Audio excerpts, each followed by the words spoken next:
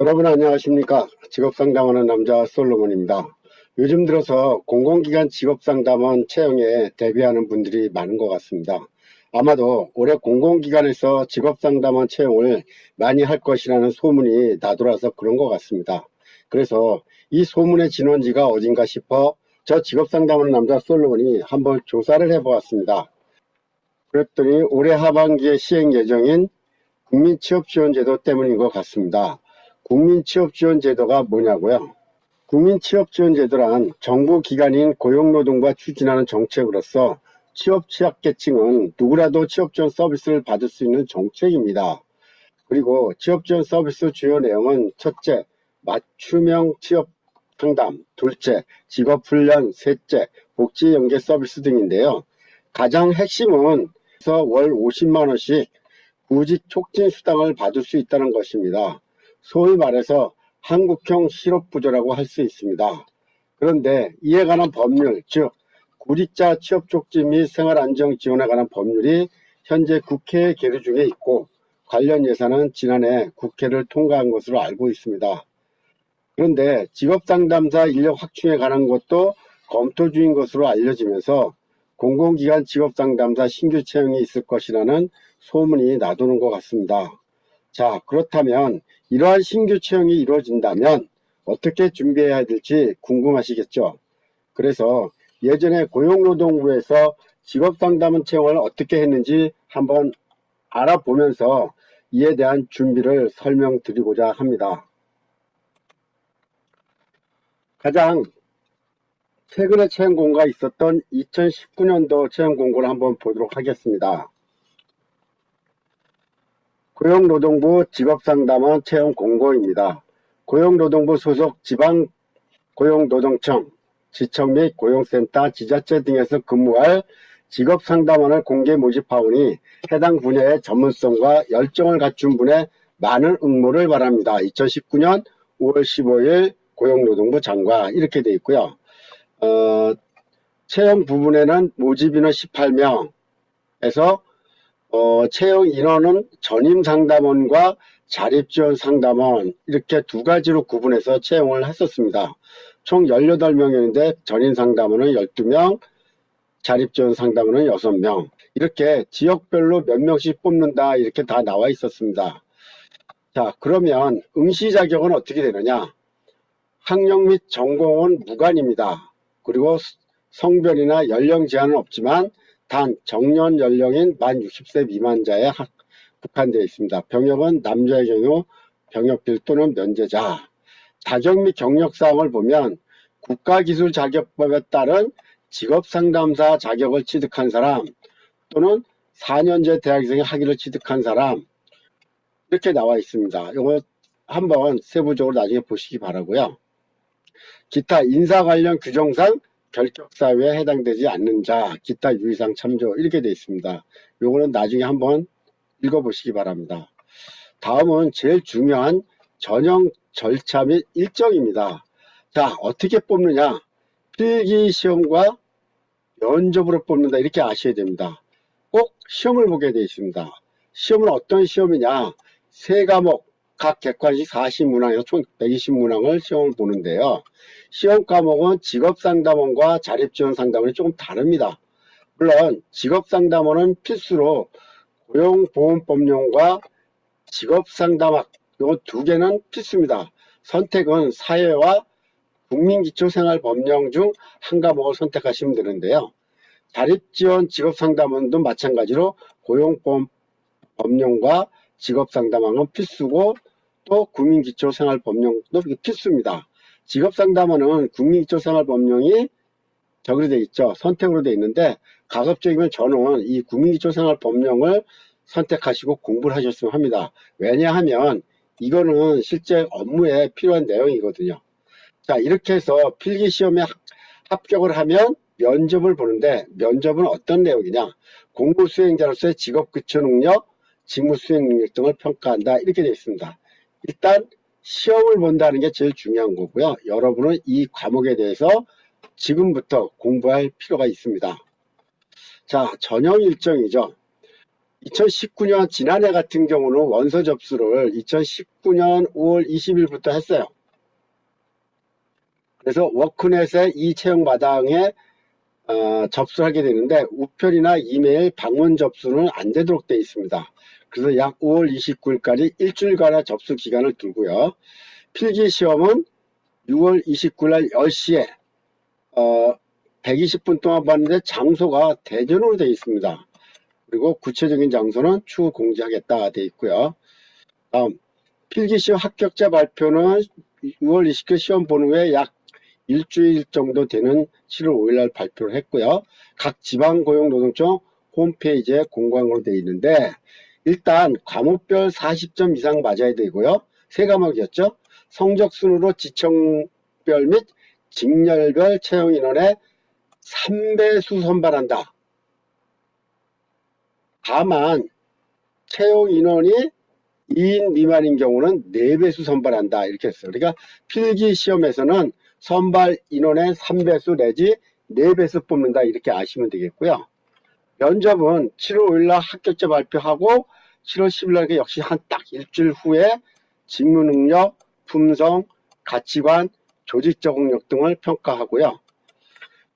면접은 첨부된 직무 설명 자료를 바탕으로 진행될 것이기 때문에 이 뒤에 나오는 직무 설명 자료를 잘 읽어보시고 그에 대해서 준비를 하시면 된다는 겁니다.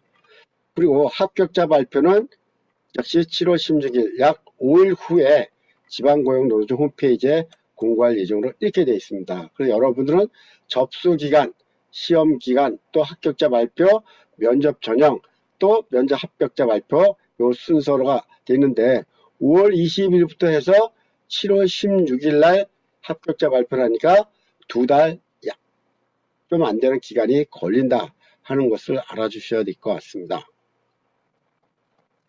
우대사항이 또 있네요. 우대사항은 아마 자격증 관련 우대사항 같은데요.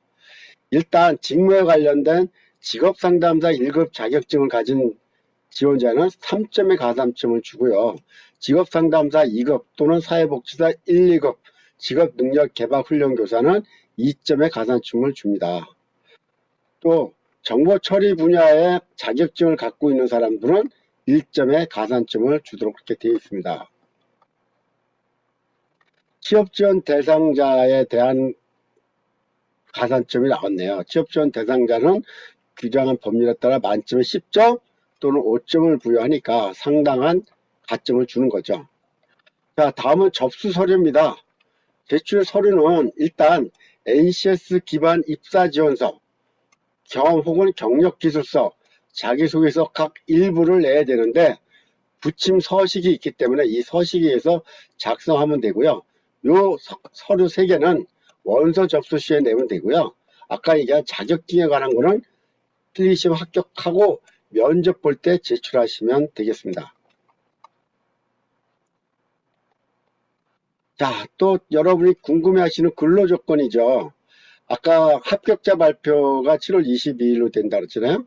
채용 예정일이고요. 그 다음에 수습기간이 있네요. 채용일로부터 3개월.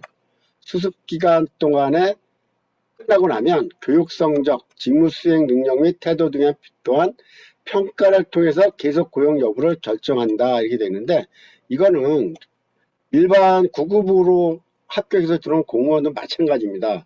또 15라 그래서 정식 9급으로 임용되기 전에 수습기간을 두거든요. 그렇게 여러분 요 3개월 동안에 열심히 하시면 채용에 아마 문제가 없을 것입니다.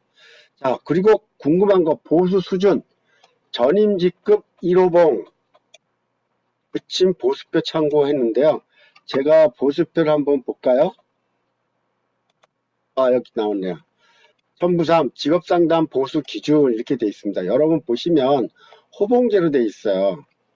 1호봉부터 쭉 30호봉이 최고 호봉인데 일단 직급이 있습니다. 상담원도 직급이 있어요. 전임 상담원, 그 다음에 책임 상담원, 선임 상담원, 수석 상담원 이런 직급이 있는데 여러분들은 일단 전임 상담원으로 들어가는 거기 때문에 만약 1호봉을 받게 되면 175만원 정도를 기본급으로 받습니다. 그리고 2호봉 1년이 지난 다음에 호봉이 하나 올라가겠죠. 그때는 192만 4,570원이면 1년 만에 약 17만 4,570원이 오르는 거네요. 물론 매년 그렇게 오르는 건 아닌 것 같습니다. 사모봉일 경우는 197만 6,320원이니까 약 5만 1,750원 정도. 그래서 호봉 간의 격차가 이렇게 있다 하시는 거 알게 되고, 나중에 여러분이 승진을 하게 되면 책임 상담원이 될 수도 있고 선임 상담원, 수석 상담원까지 올라갈 수가 있어요. 그러면 급여가 많이 올라갑니다. 자, 기본급이 이 정도라는 걸 아시고요. 그 외에 주는 게 또 있어요. 정액급식비, 명절 상여금, 가족수당 및 법정수당 별도로 되어 있습니다. 그리고 여러분들 여기서 만약에 초과근무를 한다 그러면 초과근무 수당이 나오죠. 그 다음에 또 뭐가 있습니까? 성과급도 나옵니다. 1년에 한 번씩.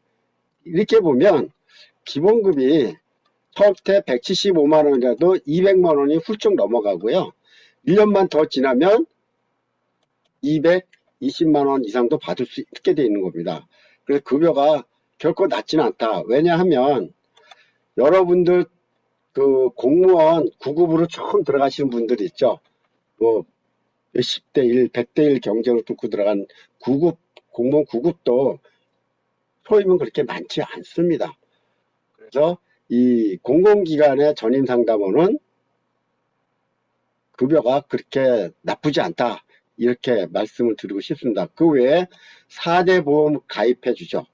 그리고 근무 시간은 주 5일, 월요일에서 금요일까지 근무하고요. 하루에 8시간 근무하고 1시간 동안 휴게 시간 주는데 주로 중식 시간이 이 휴게 시간에 해당이 됩니다. 자, 근무 장소입니다. 근무 장소는 전임 상담원은 고용센터에 근무한다고 제가 아까 말씀드렸죠. 하지만 사항에 따라서 평내 다른 고용센터로 전보 가능성이 있다. 하지만 이제 처음에 뽑은 지역에서 크게 벗어나지는 않을 것으로 예상이 됩니다. 아까 얘기했던 자립지원 상담원 있죠. 고용센터 또는 관할 기초자치단체에 근무할 수 있다.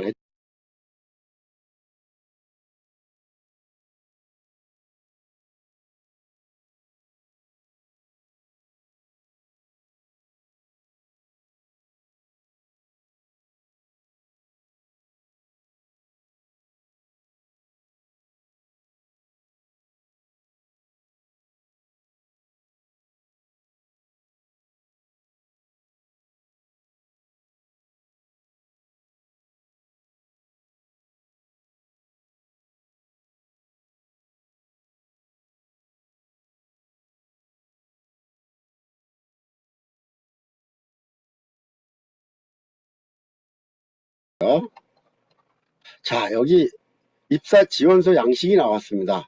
NCS 기반 지원 입사 지원서 이렇게 돼 있죠. 자, 여러분들은 지원 분야를 적으셔야 돼요. 내가 직업상담원으로 지원하는 거냐, 자립지원 직업상담을 하는 거냐를 구분해서 적으셔야 되고요. 그 다음에 근무 희망 지역이 있고, 여기 보면 선택 과목에 사회, 국민기초생활보험, 직업상담원은 1차가 선택 과목, 아니 필수 과목 2개였고 선택이 한 과목이었죠. 그럼 사회냐, 국민기초생활보장법이라는 거 체크하시면 돼요. 그리고 인적사항을 쭉 기록하시면 되고요. 그 다음에 교육사항인데 여러분이 일반 이력 지원서가 틀립니다. 여기는 내가 어느 대학을 나왔니 이런 거 쓰는 난이 없어요. 그냥 제도화된 학교 내에서 이루어지는 고등교육과정에 대한 내용을 기록하십니다. 예를 들어서 직업심리검사 관련해서 학교 교육 과목을 이수한 경험이 있습니까? 있으면 예다 표시하고요. 아니면 아니오다 표시하면 돼요.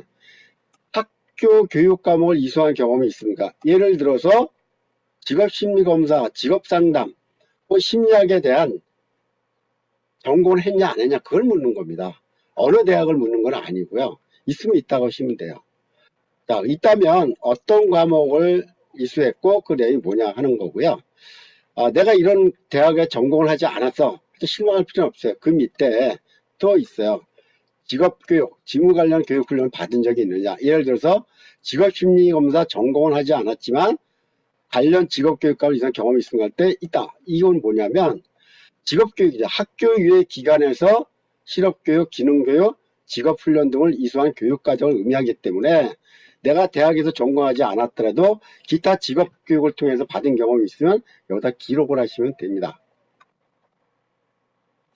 다음은 직무 관련 경험 혹은 경력사항을 쓰는 겁니다. 직업심리검사 관련 업무를 수행한 경험이 있습니까? 있으면 있다, 없으면 없다 이렇게 쓰면 돼요. 다음은 구인구직, 그 다음에 직업능력개발훈련 및 고용보험 관련 업무, 또 전산시스템 운영 관련 활동 있습니까? 없으면 쓰시면 돼요. 여기 없다 그래서 절대 불리한 건 아니니까 여러분 걱정하지 마시고 사실대로만 기록하시면 돼요. 그리고 여기 근무활동 기간, 기간명, 직위, 이건 경력상을 기록하는 거예요. 내가 어떤 기관이나 어디에서 어떤 업무를 수행을 했다 하는 것을 기록하는 거기 때문에 여기다 경력사항을 쓰는 거다라고 이해하시면 됩니다. 그 다음에 직무 관련 자격사항은 아까 얘기했죠. 뭐 직업상담사 1급이면 가점을 3점 주고 2급이면 2점 주고 막 이런 거 있었잖아요. 그 다음에 정보처리 관련 통신 관련 자격증이 있으면 가점점 1점씩 줬잖아요. 그 내용을 쓰시면 됩니다. 자, 입사지원서 외에 경험 혹은 경력기술서를 내게 돼 있잖아요. 여기 어떻게 되어 있냐면 입사지원서에 기술한 경험 혹은 경력사항 및 직무 관련 기타 활동 등에 상세히 기술해 주시기 바랍니다. 구체적으로 본인이 수행한 활동, 조직, 역할 및 구체적 활동 내용, 주요 결과에 대해서 작성해서 세부적으로 쓰라는 얘기예요. 여기다가. 그래서 여러분들은 일반 민간 기업에 지원할 때처럼 경력기술서를 어느 회사에서 어떤 역할을 했다, 그리고 성과는 어떤 거다, 이런 식으로 여기다 기록하시면 됩니다. 자, 다음은 자기소개서입니다. 자기소개서 양식이 주어져 있어요. 그리고 질문 문제도 주어져 있습니다. 1, 2, 3, 4, 5, 5개 질문에 대해서 답하도록 되어 있습니다. 예를 들어서요. 객관적이고 통합적인 분석 노력, 그동안 경험에서 정보에 대해 객관적인 사고와 통합적인 분석을 위해 노력한 경험이 있다면 상세하게 작성해 주시기 바랍니다. 300자 이내로 이렇게 되어 있어요. 그 다음에 두 번째는 의사소통 능력, 세 번째 규정 준수한 내용, 그 다음에 고객지향적인 태도, 기타 직무와 관련하여 지원자의 장점에 대해 소개사항을 작성해 주시기 바랍니다. 300자나 이렇게 됐어요. 300자 내외에 그랬으니까 300자 기준으로 조금 적게 적을 수도 조금 많이 적을 수도 있는데 가급적이면 300자를 지켜주는 게 좋습니다. 자, 일반적인 자기소개서하고 좀 다르죠. 그렇죠? 내용도 좀 다르고요. 여러분들 일반적인 자기소개서 그러면 뭐 성장 환경, 그 다음에 학교 생활, 그 다음에 지원 동기, 뭐 입사 후보 이런 건데 그 내용은 완전히 다르죠.